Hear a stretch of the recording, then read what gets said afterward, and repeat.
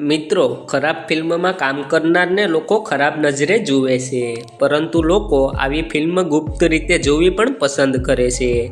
મિત્રો, તમે માનો કે ના માનો, પરંતુ આ એક કડવું સત્ય છે.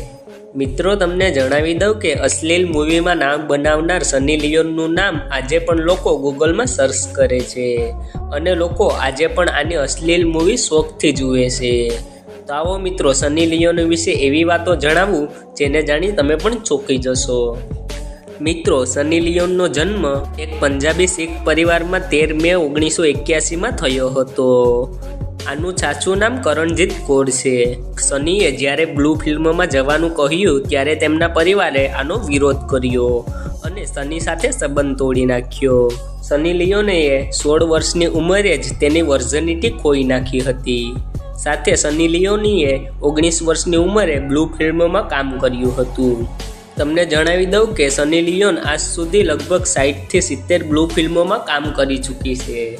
સની લિયોન અશ્લીલ ફિલ્મો પહેલાં જર્મન બેકરીમાં કામ કરતી હતી.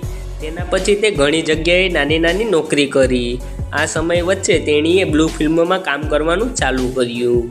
શરૂઆતમાં તેણીએ ઘણી ફિલ્મો એકલીએ શૂટ કરવી હતી, જેને લોકોએ ખૂબ પસંદ કરી. એના પછી સનીએ પુરુષ અભિનેત્રી સાથે કામ કરવાનું ચાલુ કર્યું. વર્ષ 2000થી સની લિયોન પોર્ન સ્ટારમાં ટોપ ઉપર બની રહી હતી. 2009માં સનીને ડેનિયલ સાથે ઘણી ફિલ્મો બનાવી હતી અને પછી તેની સાથે જ તેણીએ લગ્ન કરી લીધા. વર્ષ 2011માં બિગ બોસમાં એન્ટ્રી બાદ ભારતના દરેક વ્યક્તિના મોઢે આમનું નામ હતું.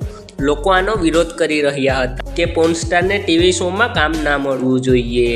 જો કે આ વિરોધ સની માટે ફાયદાકારક સાબિત થયો અને જોતાની સાથે સનીના ફોલોઅર્સ કરોડોમાં થઈ ગયા.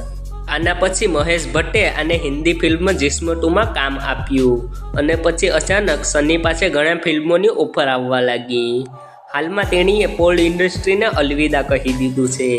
સાથે બોલિવૂડમાં આ એક સફળ અભિનેત્રી ગણાય છે.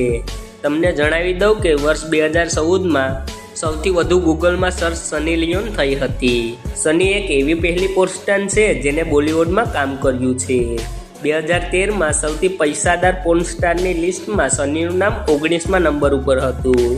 સનીને આજ સુધી ઘણા એવોર્ડ મળ્યા છે, જેમ કે 2008માં, 2012માં, 2015માં વગેરે વગેરે.